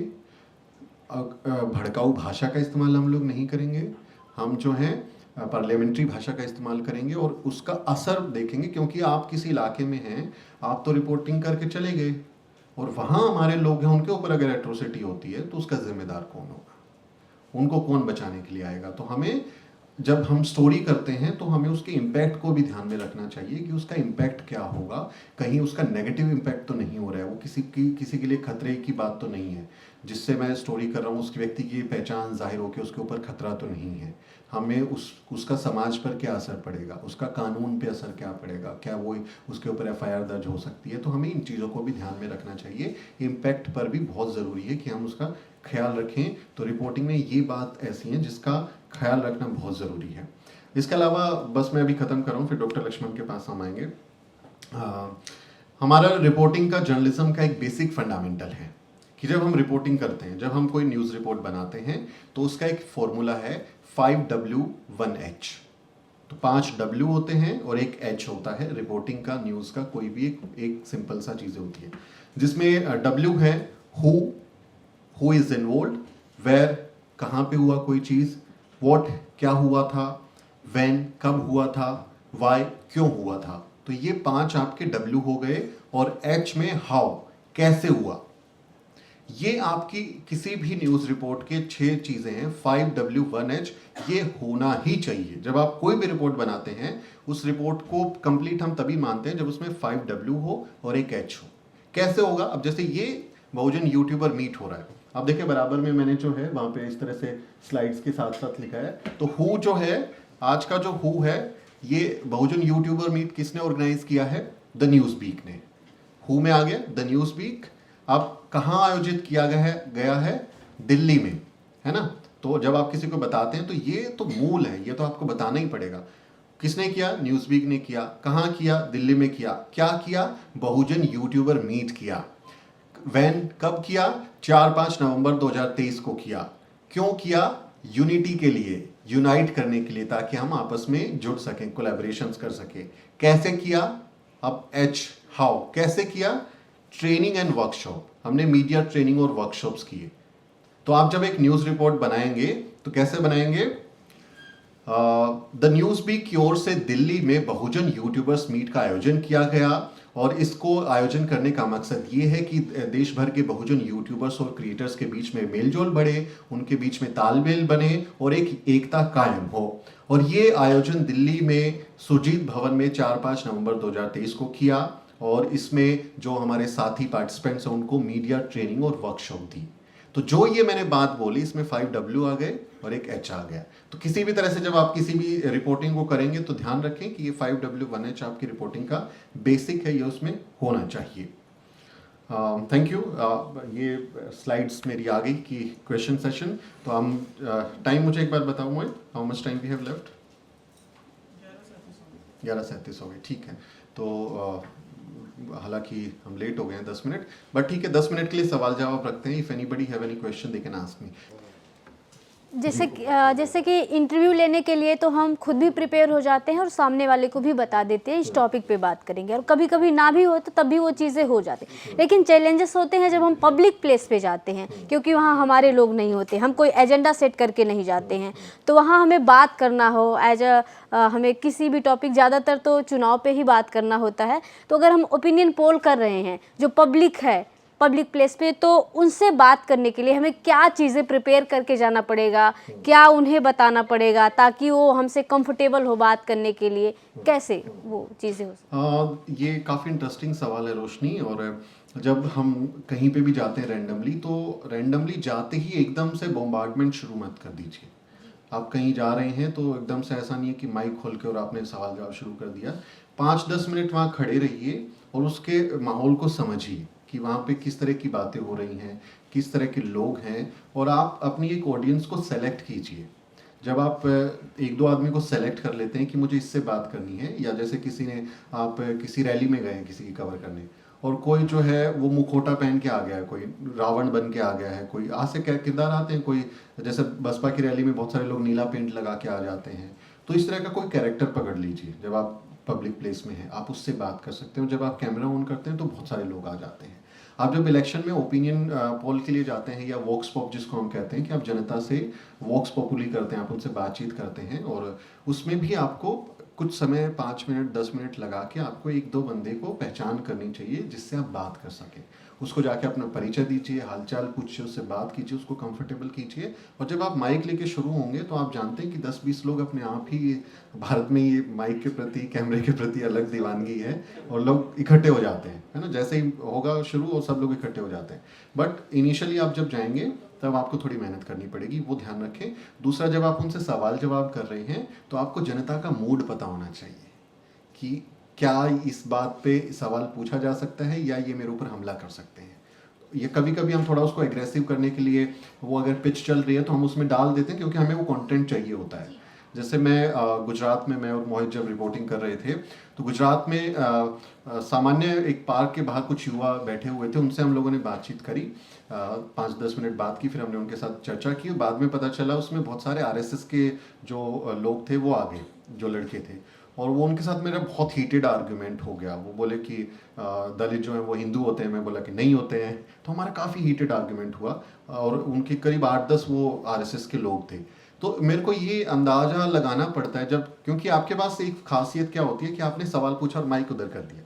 जब आपने सवाल पूछ के माइक उधर कर दिया ना, तब आपके पास समय होता है सोचने का, नेक्स्ट क्वेश्चन प्रिपेयर करने का, और उस चीज़ को समझने का कि आपके आसपास क्या हो रहा है। अगर आप बहुत पट ऐसे नहीं कर रहे हैं तो you have some time, 10 second 5 second का आपके पास समय होता है। उस दौरान आप इस चीज़ का अंदाज़ा लगाइए कि ये माहौल कैसा है। अगर इसमें मैं बहुत मतलब एग्रेसिव हो जाऊँ तो कहीं मेरे ऊपर उल्टा ना आ जाए। तो इस चीज़ का हमेशा ख्याल रखें कि हम जब बात करें जनता से तो जनता के मूड को भी समझें, और आपको जनता से क्या निकलवाना है वो भी आपके दिमाग में होना चाहिए। एक सवाल और, जैसे कि कम्युनिटी रिपोर्टिंग के अलावा भी अगर हम चाहते हैं कि कई सारे जो क्षेत्र हैं उसमें हमारे लोग हैं और हमारे लोगों के साथ जाति उत्पीड़न होता है, या फिर कई सारी चीज़ें हमारे काम नहीं होते, हॉस्पिटल्स हो, ऐसे तमाम चीज़ें हैं, वहाँ पे अगर हमें रिपोर्टिंग करना हो तो हमें उसके लिए क्या क्या चीज़ें, पहले डाटा कलेक्ट करना, ये जो चीज़ें हैं, या फिर किससे परमिशन लेना है। ये पीआरओ से तो लेते हैं लेकिन कभी कभी हमें नहीं देता परमिशन, तो उसके लिए क्या करें। पीआरओस जनरली मतलब एंटरटेन नहीं करते, खासकर जो कम्युनिटी क्रिएटर्स होते हैं, यूट्यूबर्स होते हैं, उसमें आप ये फ़ायदा उठा सकते हैं वहाँ पे कि आज आपको कैमरा लेके ढोने की ज़रूरत नहीं है। आपके पास मोबाइल होता है, आप सामान्य व्यक्ति बन के वहाँ जा सकते हैं। आप मान लिया किसी अस्पताल में गए हैं तो आप मत बताइए उनको जाके कि मैं जर्नलिस्ट हूँ, वरना उनके कान खड़े हो जाएंगे, वो आपको एंट्री नहीं देंगे। आपके पास मोबाइल है, आपके पास आजकल छोटे छोटे मोबाइल या वो कैमरेज भी आते हैं, आप कैरी कर सकते हैं। आप वहाँ पे इन्वेस्टिगेटिव जर्नलिज्म के तहत आप रिपोर्टिंग कर सकते हैं, आप शॉर्ट्स रिकॉर्ड कर सकते हैं। जब उनसे बयान लेना हो तब आप जाके बोल सकते हैं कि मुझे आपकी बाइट लेनी है, तब वो आपको बता सकता है कि वो बाइट देगा कि नहीं देगा। नहीं देता है तो आप अपनी रिपोर्ट में बता दीजिए कि उसने बाइट नहीं दी। अब जैसे मैं एक अभी दिल्ली सरकार के एलएनजेबी अस्पताल में अभी 2-3 दिन पहले गया था, तो अगर मेरे साथ कैमरा हो, टीम हो, तो वो जाने ही नहीं देंगे, वो एंट्री नहीं करने देंगे। बट मैं गया वहाँ के वेटिंग हॉल में, मेरे को थोड़ी देर वेट करना था, उसमें पानी पूरा भरा हुआ था, बहुत ख़राब सिचुएशन थी। और दिल्ली सरकार दावा करती है कि उसने वर्ल्ड क्लास हॉस्पिटल बना दिए, उसके नाम पे वो पंजाब में भी सरकार बना ली उन्होंने। तो मैंने सिंपल एक मोबाइल से वीडियो रिकॉर्ड किया और अपने ट्विटर पे डाल दिया कि ये दावा कर रहे हैं करोड़ों रुपए का विज्ञापन करके, और इनके अस्पताल की हालत देखिए आप। तो हम इस तरह से भी काम कर सकते हैं वहाँ। लेकिन एक कई बार मेरे साथ ऐसा हुआ भी है कि मैंने सवाल किया और वो चीज़ें नहीं की जो कि उनको प्रॉब्लम हो, या फिर जो उनके हॉस्पिटल में काम करें उनको प्रॉब्लम हो, या फिर स्कूल हो उसमें प्रॉब्लम हो, लेकिन उसके बावजूद भी वो हमें फिर ये एज अ यूट्यूबरों को आक्रमण, ये ऐसे भी हमें कई बार चीज़ें फेस करनी पड़ती, उसके लिए फिर क्या करें, कैसे हम ये मतलब जर्नलिज्म में एक और शब्द सिखाया जाता है, पीआर, पब्लिक रिलेशन। वो बहुत ज़रूरी एक शब्द हो जाता है इस मामले में कि हम जहाँ पर जा रहे हैं, एक रिपोर्टर, एक जर्नलिस्ट के नाते उन आदमी से हमारा संपर्क कैसा है। अगर हम जर्नलिस्ट की धौंस दिखा के उसको बोलें तो वो ऑफेंड हो जाएगा, वो नहीं अलाउ करेगा। लेकिन मैं अगर प्यार से किसी से बात करता हूँ, तमीज़ से बात करता हूँ, खासकर जो ये गार्ड्स होते हैं या लो प्रोफाइल वाली जो जॉब्स होती हैं, वो सब हमारे ही लोग होते हैं, सब हमारे लोग होते हैं। मैक्सिमम आपको अपने लोग मिलेंगे, आप उनसे जाइए, प्यार से बात कीजिए। हमारे लोग बहुत प्यार से बात करते हैं। आप उनको समझाएंगे, बात करेंगे तो आपको रिस्पॉन्स मिलेगा। तो हम उनके साथ कैसा रिश्ता बना सकते हैं, जो वहाँ का मान लिया कि किसी पुलिस थाने का एसएचओ है, तो एसएचओ को हो सकता है आपको 10 बार चक्कर लगाने पड़े, आपको 10 बार वहाँ पे जाना पड़े, उसका समय लेना पड़े, आपको उसको बोलचाल से प्रभावित करना पड़ेगा, उसको अपना प्रोफेशनली आपको दिखाना पड़ेगा कि हम सीरियस जर्नलिज्म में हैं, अच्छा काम कर रहे हैं। और उससे जब आपका एक बार रिश्ता बन जाएगा तो फिर वो कंटिन्यू आपको रखना पड़ेगा कि किसी दिन जो है वो हैप्पी न्यू ईयर का मैसेज कर दिया, किसी दिन आपने बर्थडे विश कर दिया, तो इसको पीआर कहते हैं, पब्लिक रिलेशन। आपको वो मेंटेन करना पड़ेगा। जब आपके कॉन्टैक्ट्स बन जाते हैं, जर्नलिज्म में एक रिपोर्टर की सारी पूंजी उसके कॉन्टैक्ट्स होते हैं। जितने कॉन्टैक्ट्स आपके पास, जितने आपके कनेक्शंस, उतने अच्छे रिपोर्टर आप, क्योंकि आप खबरें उसी से निकालते हैं। तो these things you can keep in mind. Sir मेरा क्वेश्चन ये है कि जैसे हर जगह हम रिपोर्टिंग करने जाते ही नहीं हैं, जैसे सीएम का भाषण हो गया, पीएम का भाषण हो गया, ऐसे कुछ भाषण होते हैं, तो उनको कैसे हम अपने चैनल पे कर सकते हैं, अपलोड कर सकते हैं? जी सर। अच्छा, देखो, जो पब्लिक डोमेन एक कैटेगरी होती है, जब आप किसी भी वीडियो को सरकारी चीज़ों को लेते हैं जो पब्लिक डोमेन में होता है, तो उसका इस्तेमाल परमिशेबल होता है अंडर कॉपीराइट एक्ट। लेकिन पिछले कुछ समय से ये समस्याएं आई कि जैसे हमारे चैनल पे भी हुआ कि हमने पार्लियामेंट ऑफ इंडिया में जो अंदर की प्रोसीडिंग है उसके वीडियोस लगाए, तो प्रसार भारती और न्यूज़ एजेंसी एएनआई ने हमारे ऊपर स्ट्राइक किया। प्रसार भारती क्योंकि सरकारी टीवी और उसकी ब्रॉडकास्टिंग की अथॉरिटी है, तो उनके फिर भी समझ में आता है, लेकिन प्राइवेट एजेंसीज आपके ऊपर क्लेम करें तो फिर उसके आप टेक डाउन कर सकते हैं, आप उसको क्लेम कर सकते हैं, आप उस पर रिस्पॉन्स दे सकते हैं। आप जब वीडियो अपलोड करें तो ये ध्यान रखें कि एक तो आप कर्टेसी ज़रूर दें कि आपने कहाँ से वीडियो लिया है। दूसरा ये कि आप उसको जैसे फेसबुक पे ये फैसिलिटी अवेलेबल नहीं है, बट यूट्यूब पे क्रिएटिव कॉमन्स का एक लाइसेंस होता है। जब आप उसको अपलोड करते हैं तो लाइसेंस में स्टैंडर्ड लाइसेंस होता है जो कि आपका अपना क्रिएशन है, और एक होता है कि वो क्रिएटिव कॉमन्स है, यानी ये कुछ और लोग भी इस्तेमाल कर सकते हैं या हमने किसी और का इस्तेमाल किया है। तो जब भी आप किसी की रैली का, किसी की वीडियो का, प्रेस कॉन्फ्रेंस का आप वीडियो लगाते हैं तो आप उसमें क्रिएटिव कॉमन्स में उसका लाइसेंस डालें, जिससे आप कॉपीराइट से बचेंगे। और अगर आपके ऊपर कॉपीराइट क्लेम आता है तो आप क्लेम में इस बात को लिखें कि ये प्रधानमंत्री नरेंद्र मोदी की रैली का वीडियो है। अंग्रेजी में लिखना पड़ेगा क्योंकि हिंदी में वो समझते नहीं है यूट्यूब या फेसबुक वाले, कि आपको जो है ये वीडियो पब्लिक डोमेन में था। वहाँ पे आप सेलेक्ट करके बताएंगे कि इट्स इन पब्लिक डोमेन और ये सरकारी कार्यक्रम था या ये एक पॉलिटिकल रैली है और ये पब्लिक डोमेन में ऑलरेडी है और ये हमने फेयर यूज़ और न्यूज़ रिपोर्ट के लिए इस्तेमाल किया है। जब आप अपना रिस्पॉन्स दाखिल करेंगे तो उसमें लिखिए, ये वर्ड्स लिखिए कि it is permissible under fair use and news report category. तो उस तरह से आप जब लिख देंगे तो वो हो जाएगा। क्रिएटिव कॉमन में डालने के बाद तो ज़्यादातर स्ट्राइक्स भी नहीं आते, आ जाए तो आप जवाब दे सकते हैं। Thank you.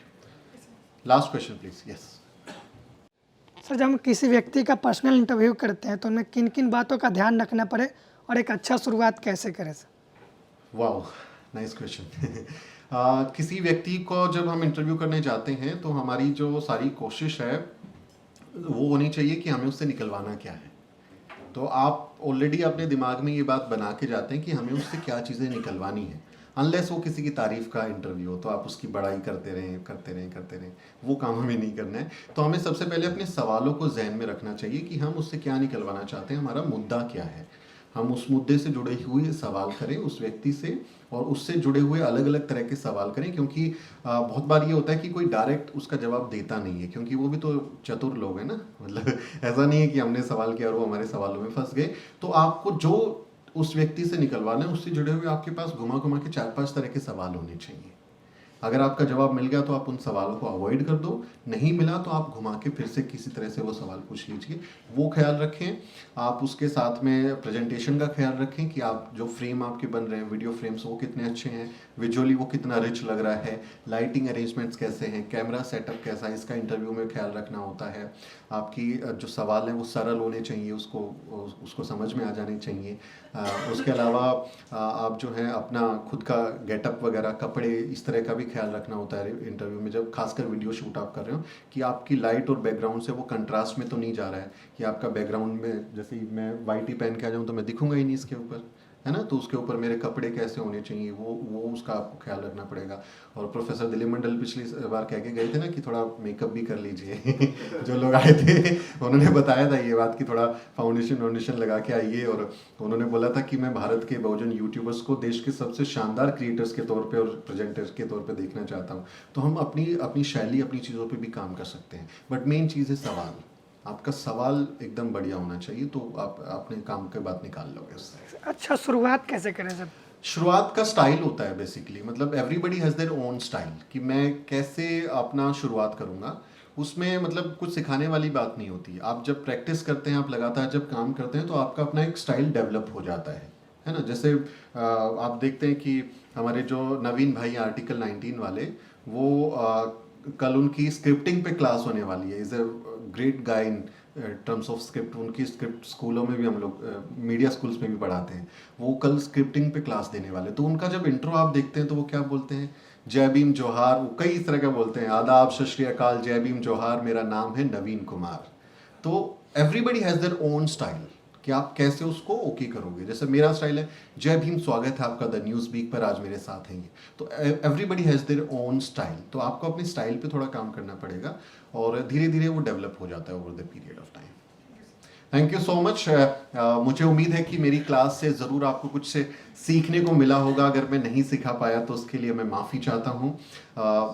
लंच के दौरान और बाकी जब हमारे पास फ्री टाइम होगा तब भी हम सवाल जवाब एक दूसरे से कर सकते हैं। You have a question? The last one, yes. ये सर, जैसे बिहार अभी टीचर नियुक्ति को लेकर अच्छे से सुर्खियों में है, पर साथ ही एक खबर आती है कि पोस्ट मैट्रिक स्कॉलरशिप जो था पिछले वर्ष का, वो रुक जाता है, और फिर अभी आता है कि SC/ST के प्रपोजल को रोका गया है। तो इसको लेकर BSP मतलब प्रदर्शन कर रही है और बाकी पार्टियां। तो मेरा ये सवाल है कि फैक्ट्स कैसे इकट्ठा करें कि PMS में क्यों रुका हुआ है, या SC/ST स्कॉलरशिप को क्यों रुका गया? उसकी जो कंसर्न्ड अथॉरिटीज़ होती हैं बेसिकली, जैसे हर ज़िले में डिस्ट्रिक्ट वेलफेयर ऑफिसर होता है। इस तरह के जितने भी कार्यक्रम आते हैं जो कि सामाजिक कल्याण के लिए होते हैं, उसकी nodal authority district welfare officer होता है, जो कि UPSC से फर्स्ट क्लास ऑफिसर होता है।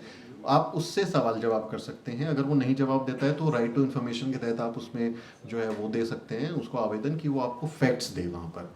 उसके अलावा आप किसी के बयान को कोट कर सकते हैं। मान लिया BSP ने बोला कि इन्होंने 5,000 करोड़ रुपए की स्कॉलरशिप खा गई, तो आप खुद नहीं बोलोगे, आप एट्रीब्यूट कर दोगे कि BSP के मुताबिक उन्होंने दावा किया कि 5,000 करोड़ रुपए का इन्होंने जो है घोटाला किया है। तो आप इस तरह से फैक्ट्स जुटा सकते हैं। आपको थोड़ा न्यूज़ रिपोर्ट्स ढूंढनी होंगी कि उसके बारे में जो खबरें छपी हैं, तो किसी अखबार में अगर उसके डेटा दिया हुआ है तो आप अखबार को कोट कर दो। अगर आपका ओरिजिनल डेटा नहीं है तो आप लिख दीजिए कि अमर उजाला अखबार के मुताबिक इतना डेटा, दैनिक जागरण के मुताबिक ये बात, तो आप उसको कोट कर दो। इस तरह से हम फैक्ट्स को जुटा सकते हैं। हम उसके एक्सपर्ट से बात कर सकते हैं, जो उसके लाभार्थी बच्चे होंगे उनसे बात कर सकते हैं, वो अपनी केस स्टडीज़ के तौर पे आपको बता सकते हैं, है ना। इस तरह से आप जुटा सकते हैं। यस पंकज, हम क्लोजिंग। अच्छा, तो मेरा सवाल है सर कि जैसे हम लोग हमारे क्षेत्र में सवाल पूछते हैं सर, तो उनमें बहुत लोग कहता है कि आपका चैनल रजिस्टर नहीं है। अब हम नाम भी बता दिया करें साथ में। कि मेरा नाम श्याम सुंदर हंसदा है, और श्याम सुंदर हंसदा, झारखंड से।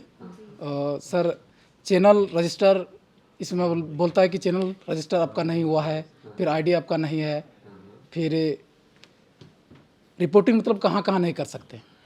रिपोर्टिंग आप कहीं भी कर सकते हैं अगर आपको ये पता है कि आपको रिपोर्ट क्या करना है और कैसे करना है। तो रिपोर्टिंग की कोई सीमाएं नहीं है। सीमाएं उस तरह से हैं अगर वो नेशनल सिक्योरिटी से खिलवाड़ हो कि जैसे कैंट का एरिया है, फौजियों का एरिया है, तो आप वहाँ के विजुअल नहीं रिकॉर्ड कर सकते, या कोई सेंसिटिव कोई प्रोजेक्ट है उसकी रिपोर्टिंग, उसके विजुअल आप नहीं रिकॉर्ड कर सकते, या जहाँ पे मनाही हो, जहाँ के वीडियो रिकॉर्ड्स करना मना हो, उस तरह का नहीं कर सकते। बट जनरल इन जनरल आप कहीं से भी कर सकते हैं, उसकी कोई वो नहीं है।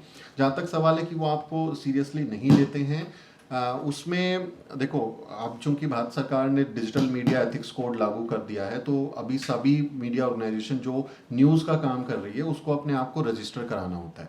तो एक फॉर्म है ब्रॉडकास्ट और मिनिस्ट्री इंफॉर्मेशन मिनिस्ट्री का, जिसमें आप गूगल करोगे digital media ethics code form, तो वो आपको आ जाएगा। वो फॉर्म भर के आपको उनके सेक्रेटरी को ईमेल करना होता है।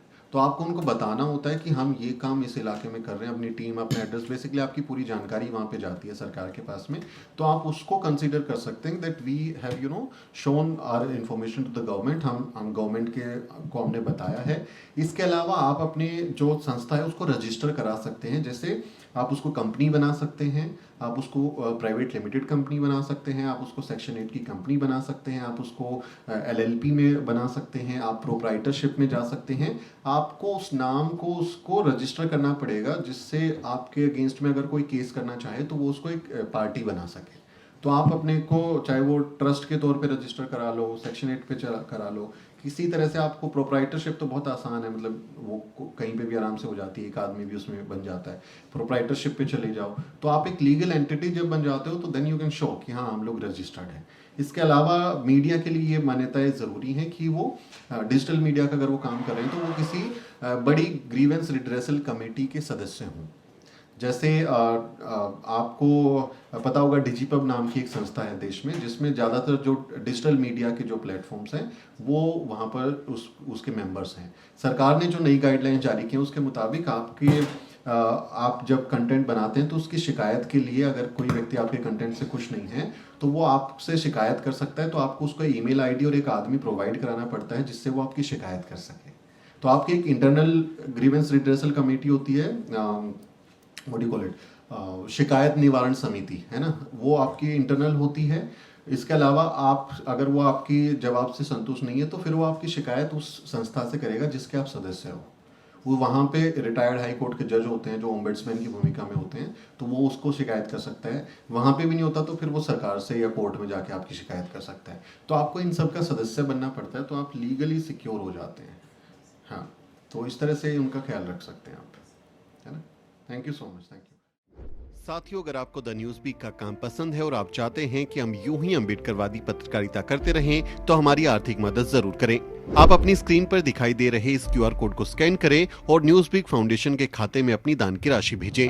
QR कोड के अलावा आप UPI के जरिए भी मदद कर सकते हैं। आप हमारी UPI ID newsweek@yesbank पर भी मदद भेज सकते हैं।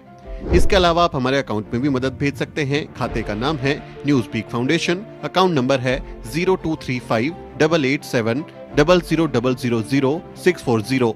IFSC कोड है YesB000235। बैंक का नाम यस बैंक है और ब्रांच है नेहरू पैलेस दिल्ली।